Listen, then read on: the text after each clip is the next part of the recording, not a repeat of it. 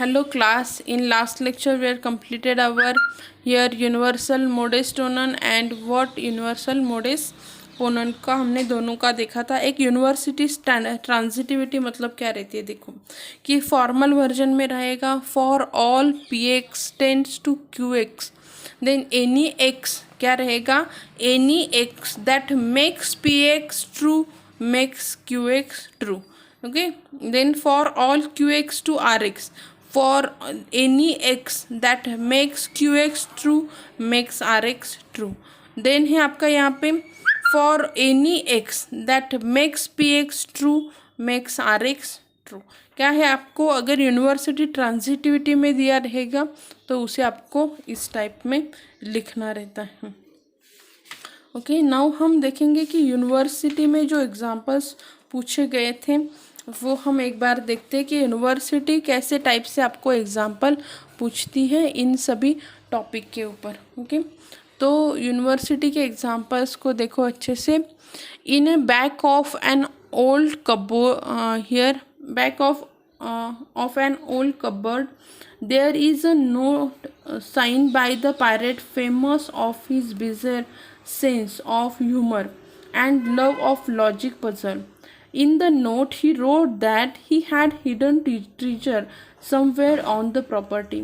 He listed 5 true statements listed below, challenged the reader to use them to figure out the location of treasure.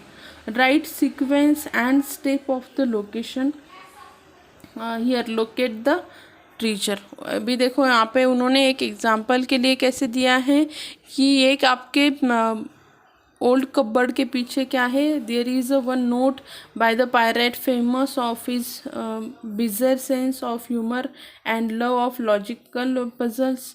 तो उसने क्या लिखा है कि एक ट्रीजर है, उसके लिए उसने 5 ट्रूथ स्टेटमेंट दिए हुए हैं और आपको उससे क्या करना है कि वो ट्रीजर कहाँ पे लोकेटेड है वो आपको लिखना है।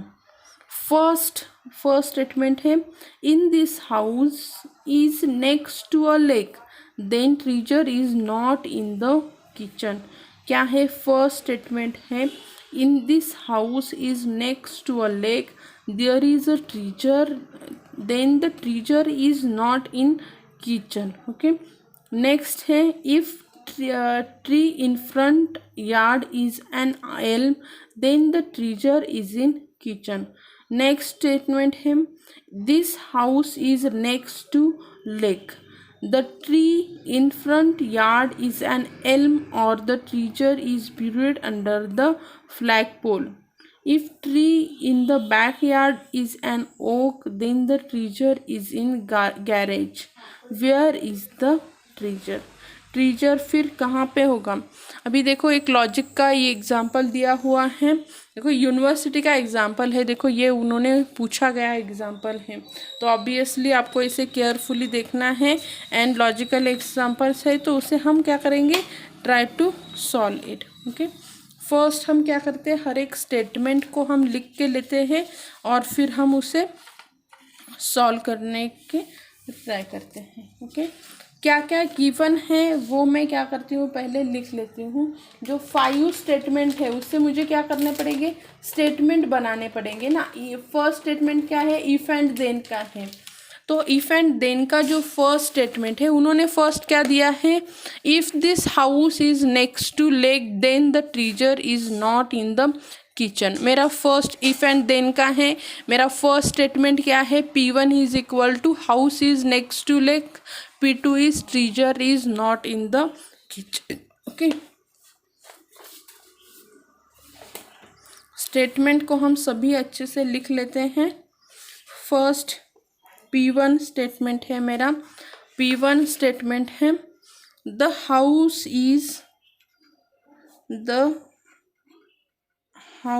is next to lake। P2 statement है मेरा यहाँ पे the treasure is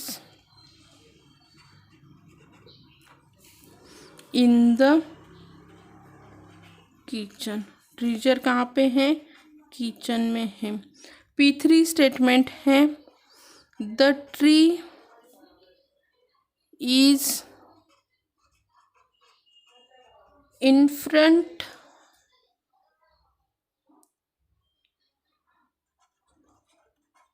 yard is an Elm.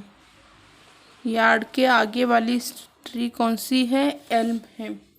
Next उन्होंने क्या दिया है, देखो सेकंड स्टेटमेंट में है if the tree in front yard is an elm then the treasure is kitchen. तो ट्रीजर इज इन किचन ये हमने ऑलरेडी लिया है, उसे हम एक बात और एक याद रखो, जब हम सेंटेंस लेते हैं ना, नॉट को कंसिडर नहीं करना है, निगेशन को नहीं लेना है।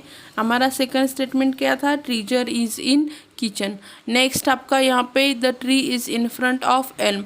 अभी नेक्स्ट हमारा ये देखो tree house is next to lake, ये हमने लिया है तो ये हमारा नेक्स्ट स्टेटमेंट नहीं होगा।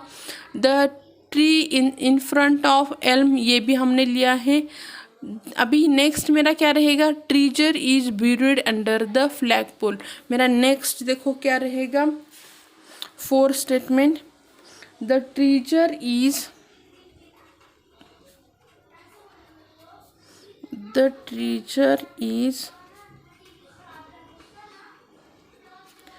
buried under the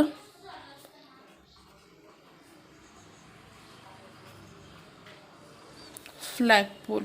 okay, next है, नेक्स्ट जो स्टेटमेंट दिया है उन्होंने if the tree is in the backyard in an oak then the treasure is in garage.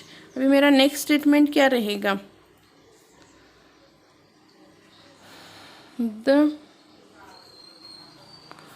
Tree in the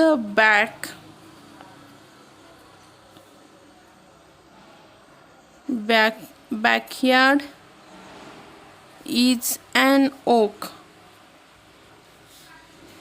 और सिक्स स्टेटमेंट है द ट्रीजर इज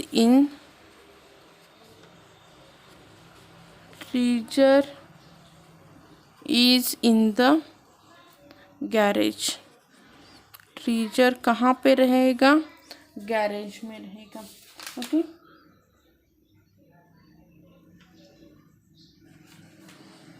तो हम इसे क्या करते हैं, वन बाय वन सॉल्व करते जाते हैं।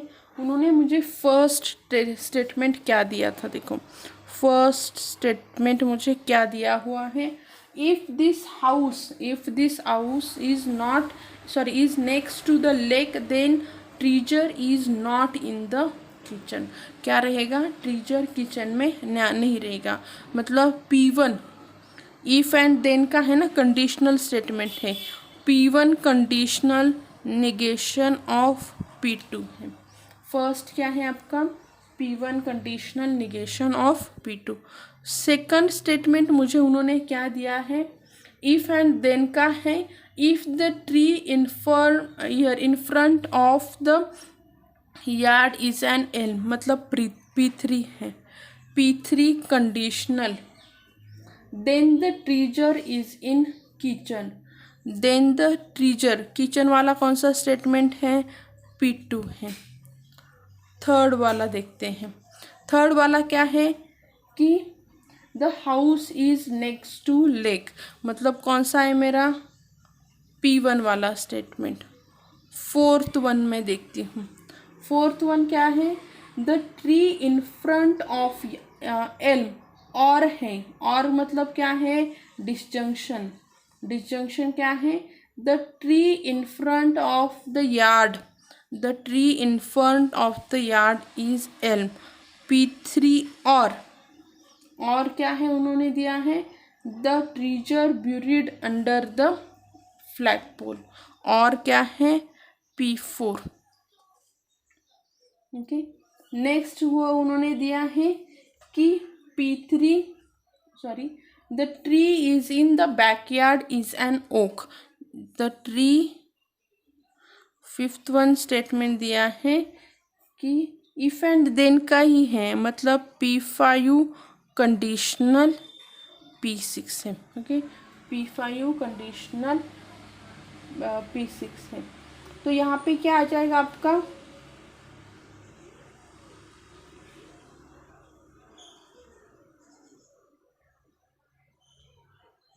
फर्स्ट एंड सेकंड स्टेटमेंट को देखो। P1 conditional negation of P2 and P3 conditional negation of, sorry P3 conditional what, P2। मतलब क्या आ जाएगा कि आपका P1 अगर हाउस नेक्स्ट टू लेक है then kitchen is, treasure is in kitchen, और ट्री अगर इन फ्रंट ऑफ एल्म है तो भी क्या है, ट्रीजर इज इन किचन। तो ये दोनों का मतलब क्या है कि आपका ट्रीजर किस में नहीं है, किचन में नहीं है। फर्स्ट आपका जो स्टेटमेंट आएगा ना, first, from first to statement, from first and second statement से, ओके। अभी यहाँ पे आपका क्या आ जाएगा फिर कि ये देखो P1, अगर आपको मोडस पोनन का याद रहेगा, हमने जो मोडस पोनन एंड मोडस टोनन लिया था, मोडस पोनन एंड मोडस टोनन क्या कहता है कि अगर मेरा स्टेटमेंट यहाँ पे क्या है कि अगर आपका statement if Px then Qx रहेगा तो क्या रहता है कि Px ट्रू रहेगा तो x क्या करेगा, Q को भी ट्रू करेगा, ओके। और कौन से भी पर्टिकुलर एक वैल्यू के लिए। पर यहाँ पे क्या हो रहा है कि अगर P1 ट्रू है तो P2 भी ट्रू रहेगा। तो यहाँ पे क्या है, P1 क्या दे रहा है, निगेशन ऑफ P2, मतलब ट्रीजर किचन में नहीं है। और P3 क्या दे रहा है, P2 कि आपका ये किचन में है। तो यहाँ पे मोडस पोनन से क्या हो रहा है कि आपका क्या है कि ये P2 जो है वो क्या है, निगेशन वाला है, मतलब वो ट्रीजर जो है वो क्या है, बाय मोडस पोनन क्या आ जाता है। हम इसे नेक्स्ट स्टेटमेंट करके लिखते हैं, 6(1) स्टेटमेंट की जो निगेशन ऑफ P2 आ जाएगा कि treasure is not in kitchen, okay. अभी नेक्स्ट स्टेटमेंट हम देखते हैं। नेक्स्ट हमें क्या करना है, यहाँ पे खाली रिलेशंस फाइंड आउट करने हैं दो स्टेटमेंट के बीच के, ठीक है। यहाँ पे अभी क्या आ जाएगा कि फर्स्ट P3 गिव्स P2 है, अगर P3 ट्रू है तो P2 भी क्या है आपका, ट्रू है। और नेक्स्ट मुझे क्या कह रहा है ये आपका कि जो आपका ये है ना,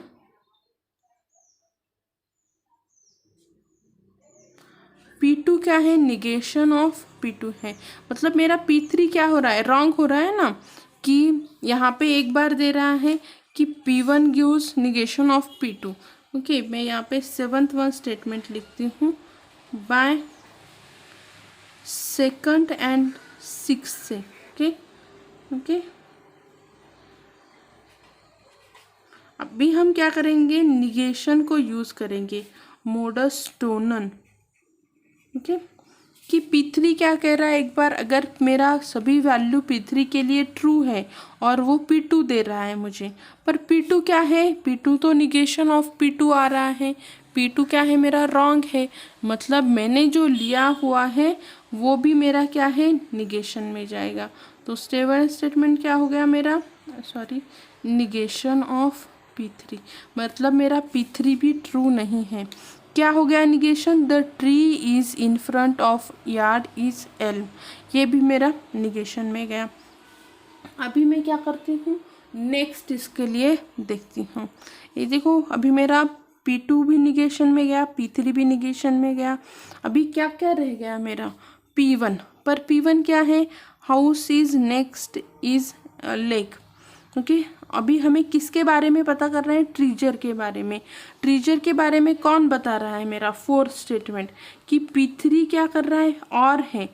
P3 तो मेरा ट्रू नहीं है, मतलब ट्रू क्या है मेरा, एक तो ये और जब रहता है ना डिसजंक्शन, तो ये क्या हो जाता है आपका, एक तो ये रहता है या फिर ये आपका ट्रू रहता है, राइट ना। तो आपका जो 9th में लिखती हूँ कि by fourth statement, right. Fourth वाला क्या है, फोर्थ एंड 7 स्टेटमेंट से देखो कि मेरा P3 रॉन्ग है, ओके, P3 ट्रू नहीं है, तो कौन ट्रू होगा?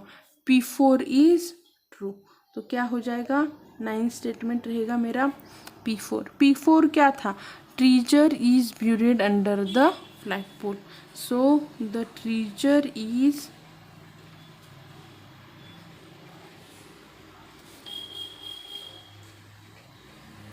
buried under the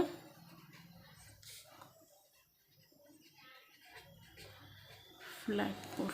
ओके, आपको कैसे करना है, थोड़ा सा लॉजिकली उसे सॉल्व करना है। ओके, सपोज आपको मोडस पोनन एंड मोडस टोनन की बातें नहीं समझ में आ रही, ये वाला पॉइंट नहीं समझ ये हो रहा अंडरस्टैंड, तो आप यहाँ पे क्या कर सकते हैं, लॉजिकली उसे सॉल्व कीजिए कि अगर P1 है तो P2 है, P1 है तो P2 भी रहेगा और P3 रहेगा तो P2। एक ही सेंटेंस दोनों को नहीं ये कर सकता, मतलब मेरा P2 क्या रहेगा? रॉन्ग रहेगा, निगेशन ऑफ P2 रहेगा। अगर मैं निगेशन ऑफ P2 ले रही हूँ तो क्या होगा आपका यहाँ पे कि आपका P3 भी ट्रू होना चाहिए, पर क्या है मेरा P2 रॉन्ग है तो P3 भी रॉन्ग है। मतलब क्या है, इफ़ एंड देन है ना, P3 ट्रू होगा तो P2 भी ट्रू होगा, मतलब मेरा P2 भी रॉन्ग है, P3 भी रॉन्ग है। पर उन्होंने मुझे और एक स्टेटमेंट क्या दिया था? और वाला दिया था। जब और वाला स्टेटमेंट रहता है तो क्या रहता है, एक तो ये ट्रू रहेगा या फिर ये ट्रू रहेगा। P3 मेरा रॉन्ग हो गया, मतलब ट्रू क्या है मेरा? P4 है। उसी को हमने क्या किया है, जो लास्ट 1 पॉइंट हमने देखा था मोडस पोनन का, उसी से हमने क्या किया है, उसे सॉल्व किया है। आपको वो चीज़ें और अच्छे से समझ में आ जाए, इसके लिए हम क्या करते हैं यहाँ पे कि एग्जाम्पल्स लेते हैं मोडस पोनन एंड मोडस टोनन के, जिससे क्या हो जाए, आपको कंसेप्चुअली और अच्छे से समझ में आ जाए।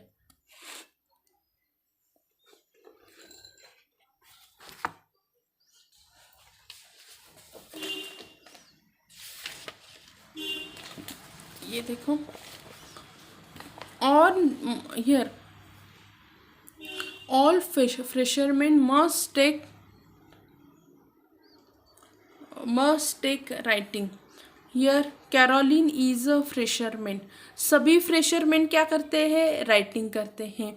ऑल के लिए दिया है, फॉर ऑल एक्स। अगर all x is true for first statement, Caroline is a freshman, then is true for second statement also.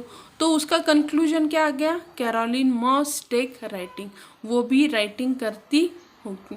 यही है जो मोडस पोनन, मतलब वो क्या करता है कि मेरा फर्स्ट ट्रू है, सभी के लिए ट्रू है, तो मेरा फर्स्ट P के लिए भी ट्रू रहेगा, फिर Q के लिए भी ट्रू रहेगा, तो क्या रहेगा आपका? दोनों के लिए ट्रू हो जाएगा। तो क्या हो जाएगा आपका ये sentence? Caroline must take writing. All healthy, तो मेरा एक्स का सेट क्या है? हेल्थी पीपल का सेट है। Eat an apple a day. Okay, people eat an apple a day. और here Herbert is not healthy person. Herbert कौन है? Not healthy person. Negation of आपका क्या है? सेकंड स्टेटमेंट है। तो आपका P1 निगेशन ऑफ ये क्यों रहेगा? तो क्या हो जाएगा? Herbert does not eat an apple. Herbert क्या करता नहीं होगा? Not take an apple. बस हमें क्या करना है, उसी स्टेटमेंट को क्या करना है, जस्टिफाई करना है, या फिर उसके आंसर्स हमें निकालने हैं।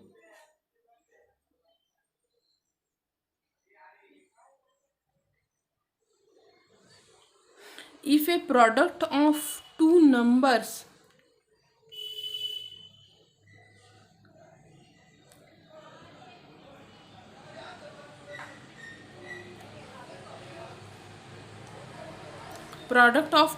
is 0, then at least one of the number is 0 for a particular number, neither 2x plus 1 nor x minus 7 is equal to 0।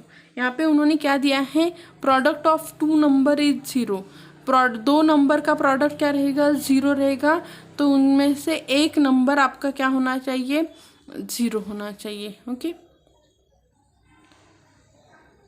तो यहाँ पे for a particular number neither 2x plus 1 is 0 nor 2x plus here x minus 7 is 0, the product is what? Product of 2x plus 1 x minus 7 is not 0। इसका product भी 0 नहीं रहेगा। आप चाहे तो इसे क्या करो, सॉल्व करके देखो और फिर ये करो। हम ये एग्जाम्पल क्या करते हैं, सॉल्व करते हैं। ए स्टेटमेंट है मेरा, ए स्टेटमेंट है, यहाँ पे मैं पी एक्स लेती हूँ, पी एक्स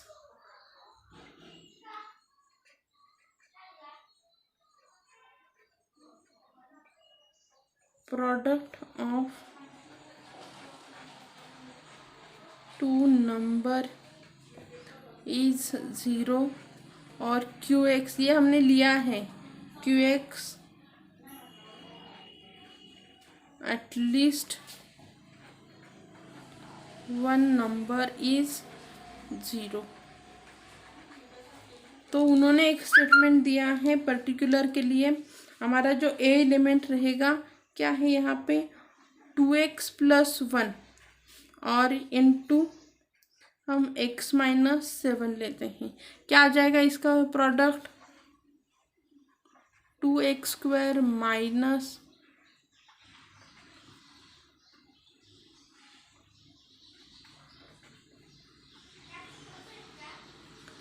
तो उनका कहना है कि ये भी क्या नहीं रहेगा,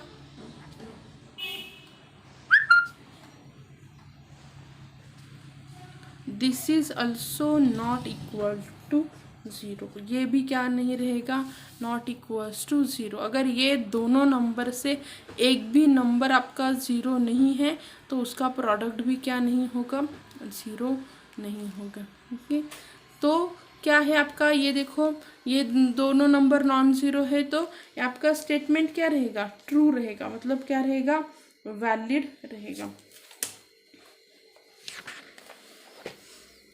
नेक्स्ट है ऑल ऑनेस्ट पीपल पे their taxes, Darth is not honest.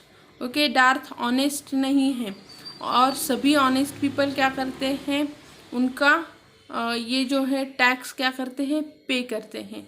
अगर सभी लोगों के लिए, ऑनेस्ट पीपल के लिए मेरा फर्स्ट स्टेटमेंट ट्रू है और सेकंड क्या है, निगेशन ऑफ क्यू है, तो क्या हो जाएगा, ये आपका Darth does not pay his taxes. Okay, for all students if and then का है। अभी देखो, if X studies the discrete mathematics then X is good at logic. X क्या कर रहा है, डिस्क्रीट मैथमेटिक्स पढ़ रहा है, तो एक्स क्या हो जाएगा आपका, गुड एट लॉजिक हो जाएगा। ओके, अभी यहाँ पे अगर मेरा स्टेटमेंट फर्स्ट पी एक्स के लिए ट्रू है ना, तो वो क्यू एक्स के लिए भी ट्रू होना चाहिए। हियर तरीक स्टडीज द डिस्क्रीट मैथमेटिक्स, वो क्या कर रहा है, डिस्क्रीट मैथमेटिक्स पढ़ रहा है, मतलब मेरा फर्स्ट पी एक्स के लिए ट्रू हो रहा है ना, तो मेरा क्या होना चाहिए कि क्यू एक्स भी ट्रू होना चाहिए। सो क्या हो जाएगा आपका, तरीक इज गुड एट लॉजिक, ये भी आपका सही है। ऐसे ही आपको क्या करना है, ये स्टेटमेंट बहुत सारे उन्होंने दिए हुए हैं, you just try to solve it. Okay,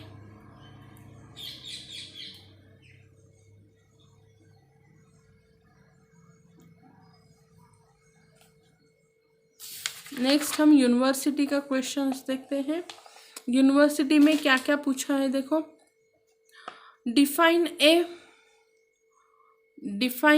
predicted here sentence that contain a finite number of variable। okay, predicted statement देखो, and become a statement when specific value are substituted for the variable, the domain of predicted variable is set of all value that may substituted in the place of variable। Predicted statement है एक आपका, right ना, एक predicted statement है, वो क्या contain कर रहा है, फाइनाइट नंबर ऑफ वेरिएबल है, बिकेम ए स्टेटमेंट, सॉरी उन्होंने मुझे क्वेश्चन क्या है आपका, define a predicted statement if and its truth set, दोनों भी उन्होंने मुझे ये करने के लिए बोला है।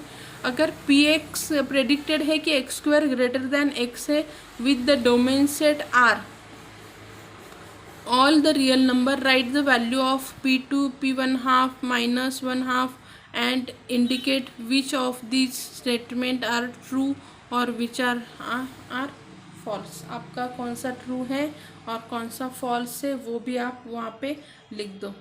फर्स्ट आप क्या करोगे, प्रेडिक्टेड की डेफिनेशन लिखोगे कि predicted sentence contain the finite number of variable and A statement when specific value substituted for variable, the domain of predicted variable is the set of all value that may be substituted in a place of variable। okay, px is predicted and x is domain, उन्होंने उसका truth set हमें बनाने के लिए बोला है। अगर आपका px set is the set of all element of d that makes px true, then they substituted for x, then the truth set of px denote as x belongs to, ये हमने लिया है, और read as the set of all x in d such that px। अभी उन्होंने हमें जो next करने के लिए बोला है वो हम करते हैं।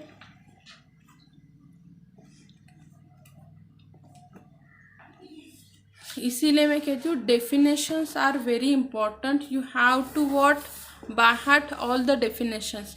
डेफिनेशंस आपको क्या करनी है, बाय हार्ट ही करनी है। उन्होंने और क्या दिया है कि एक प्रेडिक्टेड स्टेटमेंट मुझे दिया है। प्रेडिक्टेड स्टेटमेंट क्या है आपका, P X is equal to X square is greater than X is the predicted statement with domain क्या है वहाँ पे d is equals to R है, मेरा डोमेन उन्होंने आर दिया है। आर क्या है आपका, set of real number. Okay, मुझे क्या निकालना है अभी, p2 निकालना है। तो p2 क्या आ जाएगा, 2 square is greater then 2, yes 4 is greater then 2। सो इसके लिए मेरा स्टेटमेंट क्या हो जाएगा, ट्रू हो जाएगा फॉर p2।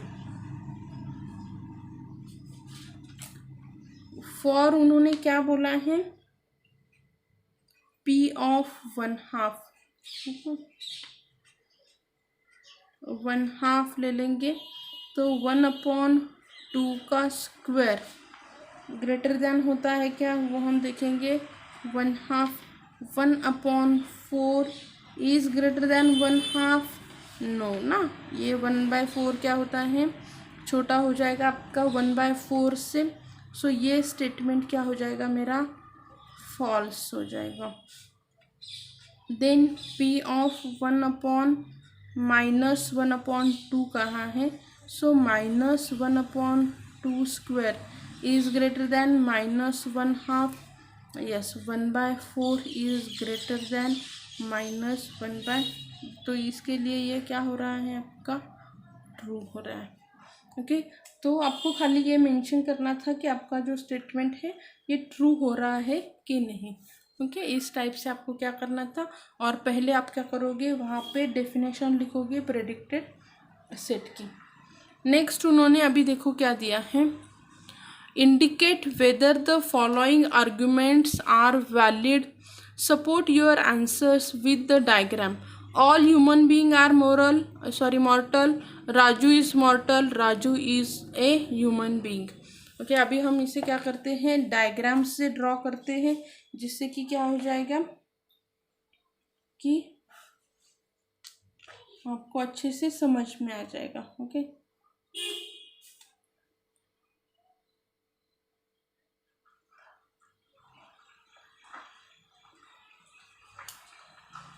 एग्जाम्पल है,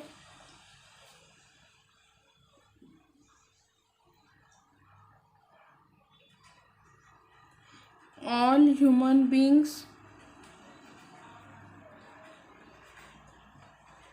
आर मॉर्टल, सभी ह्यूमन बींग्स क्या है, मॉर्टल हैं। ओके, राजू क्या है, मॉर्टल है, राजू क्या है, मॉर्टल है। Therefore Raju is human being. Raju human being है। ओके, अभी यहाँ पे क्या करते हैं, बड़ा सेट किसका है, यहाँ पे देखो मॉर्टल का सेट क्या रहेगा, मेरा बड़ा रहेगा। तो मैं इसे ड्रॉ करते वक्त क्या करती हूँ, ओके, आंसर लिखते हैं। सबसे बड़ा सेट किसका है, मेरा मॉर्टल का सेट है। This is the set of मॉर्टल। उसमें क्या है, सभी ह्यूमन बींग्स जो रहते हैं ना, सभी, मैं एच बी करके उसे डिनोट करती हूँ, सभी ह्यूमन बींग क्या है, मेरे मॉर्टल है। ओके, और एक सेट है, सेकंड सेंटेंस का मैं ये करती हूँ। ये देखो, ये मेरा स्टेटमेंट P1 है, ये मेरा स्टेटमेंट P2 है। ओके, ये मेरा कंक्लूजन स्टेटमेंट है। अभी P2 में उन्होंने क्या कहा है, राजू मॉर्टल है, ये मेरा मॉर्टल का सेट है। उसमें राजू एक खाली एलिमेंट है, वो सेट आएगा क्या, नहीं, राजू एक एलिमेंट है। ओके, तो उन्होंने कहा है कि Raju is human being, true है क्या, नहीं, वो बता। राजू मॉर्टल है, मॉर्टल मतलब क्या है, लिविंग, ये है एनिमल्स जिसे कहते हैं ना कि जिंदा ये एनिमल है, उसे कहते हैं ये मॉर्टल का बहुत बड़ा सेट हो गया। ओके, ये है मेरा ह्यूमन बीइंग का सेट, ह्यूमन बीइंग का सेट। अभी ये आता है कि आपका राजू ह्यूमन बीइंग है कि नहीं, ये मैं बता सकती हूँ क्या। मॉर्टल के सेट में बहुत सारे आ सकते हैं, एनिमल्स भी आ सकते हैं ना, फिश आ सकती है, एनिमल्स आ सकते हैं, माइट भी राजू क्या है आपका एनिमल हो सकता है, और कुछ मॉर्टल बहुत सारा सेट में, उसमें एक छोटा सेट है आपका, ये आपका एच बी का मतलब ह्यूमन बीइंग का। तो राजू क्या हो सकता है, माइट भी राजू एक ये है, डॉग हो सकता है, राजू किसी हाथी का भी नाम हो सकता है। हम ये नहीं कह सकते कि राजू क्या है, ह्यूमन बीइंग है। तो स्टेटमेंट क्या रहेगा, the argument is invalid. Argument क्या हो गई, ऐसे एग्जाम्पल्स हमने लिए हैं पहले भी, राइट ना। ओके, तो आपको क्या करना है, थोड़ा सा लॉजिकली सोच के ही एग्जाम्पल्स को लिखना है। ओके, उसी का उन्होंने क्या किया था, ये आपको 2.5 मार्क्स के लिए पूछा गया था। सेम टाइप का और एक एग्जाम्पल पूछा गया है। A polynomial, sorry, all polynomial functions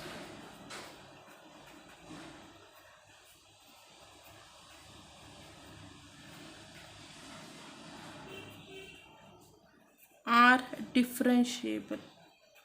polynomial functions क्या है, डिफरेंशिएबल है।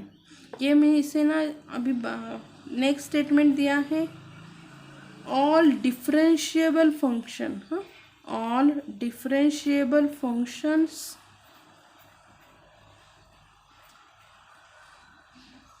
Are continuous, are continuous. तो उन्होंने कहा है all polynomial function, therefore all polynomial functions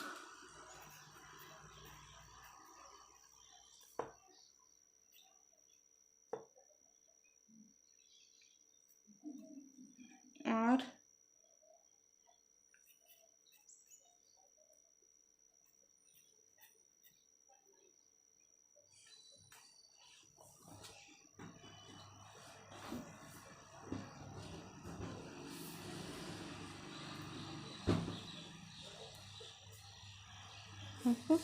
अभी हम क्या करते हैं यहाँ पे,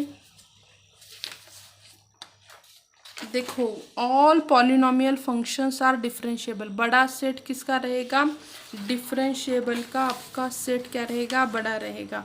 ये करते वक्त कंफ्यूजन नहीं करना है। जिनके पास बुक है ना, बुक को ब्लाइंडली मत रेफर करो। बुक में उन्होंने ये देखो, ये गलत दिया हुआ है, इसमें उन्होंने क्या किया है, पॉलिनोमियल का डिफरेंशिएबल का छोटा लिया है, पर ऐसा आएगा क्या, सभी पॉलिनोमियल फंक्शंस क्या है, डिफरेंशिएबल है। मतलब बड़ा सेट किसका है, डिफरेंशिएबल का सेट बड़ा है। उसमें कौन से आएंगे, आपके हाइपरबोलिक फंक्शन आएगा, आपका ट्रिग्नोमेट्रिक फंक्शन आएंगे, उसमें आपका एक्सपोनेंशियल फंक्शन आएगा, बहुत सारे फंक्शन है जो डिफरेंशिएबल है। उसमें एक सेट है जो पॉलिनोमियल का है कि सभी पॉलिनोमियल क्या हो जाते हैं, डिफरेंशिएबल। ये उन्होंने गलत दिया है, बुक को ब्लाइंडली मत रेफर करो। हाँ, हम उसको सॉल्व करते हैं। ये है आपका P1 स्टेटमेंट, ये है आपका P2 स्टेटमेंट। लिखते वक्त इसी टाइप से आपको क्या करना है, लिखना है। ठीक है, पहले मैं P1 स्टेटमेंट को रिप्रेजेंट करती हूँ, P1 को, कि मेरा क्या है, एक बड़ा सेट है, वो किसका है, डिफरेंशिएबल का सेट है।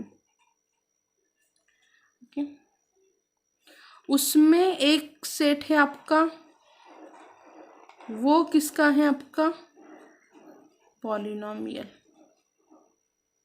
ओके, डिफरेंशिएबल का जो सेट है, सभी पॉलिनोमियल फंक्शन क्या रहते हैं, आपके डिफरेंशिएबल रहते हैं। ओके,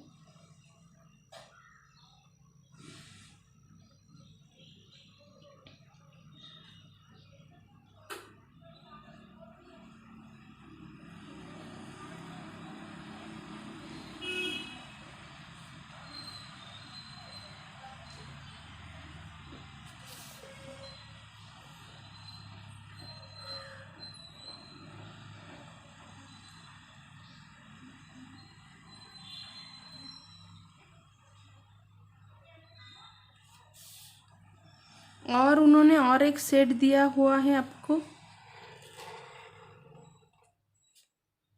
ये आपका है डिफरेंशिएबल। मैं P2 स्टेटमेंट को ये कर रही हूँ कि डिफरेंशिएबल का फंक्शन है। ओके, हर एक डिफरेंशिएबल फंक्शन क्या है आपका, यहाँ पे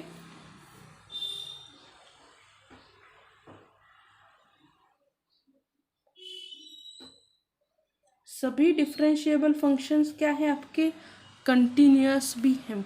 सभी डिफरेंशिएबल फंक्शंस आपके क्या है, all differentiable functions are continuous.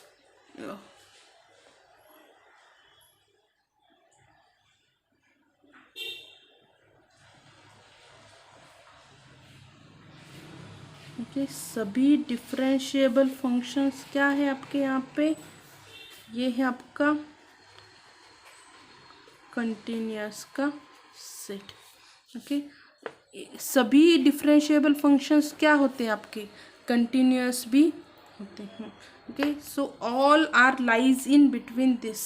तो यहाँ पे क्या आ जाएगा आपका, इसे थोड़ा बड़ा लिखना पड़ेगा।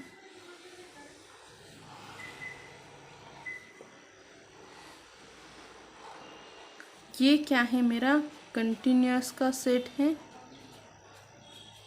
ओके, एवरी डिफरेंशिएबल फंक्शन क्या है, मेरा कंटिन्यूअस है। ओके, और जो है डिफरेंशिएबल फंक्शंस में क्या है कि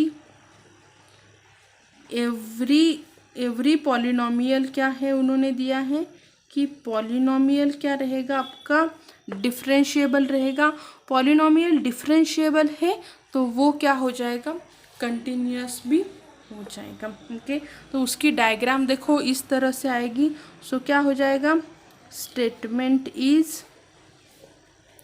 वैलिड। स्टेटमेंट क्या हो गया आपका, वैलिड हो गया। देखो उसे ड्रॉ करते वक्त आपको क्या करना है, थोड़ा सोच के करना है, नहीं तो क्या हो जाता है ना, हमें एक्चुअल मीनिंग ही नहीं समझ में आता कि क्या है कि सभी पॉलिनोमियल किस में आने चाहिए, डिफरेंशिएबल में आने चाहिए।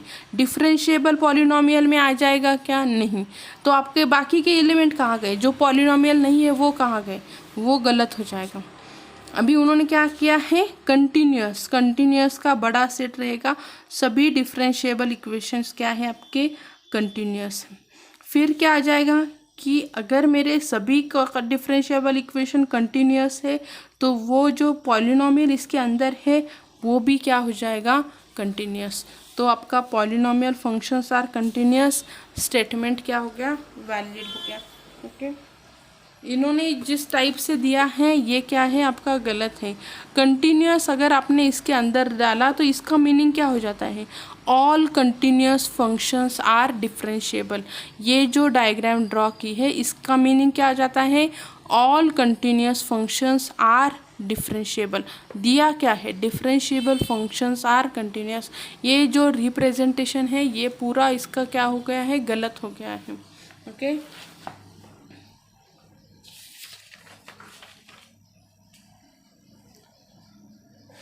नेक्स्ट हम करते हैं। नेक्स्ट देखो उन्होंने क्या दिया है हमें कि let D is equals to D का उन्होंने हमें एक सेट दिया है। ये एग्जांपल हम नेक्स्ट लेक्चर में लेते हैं। Okay, thank you.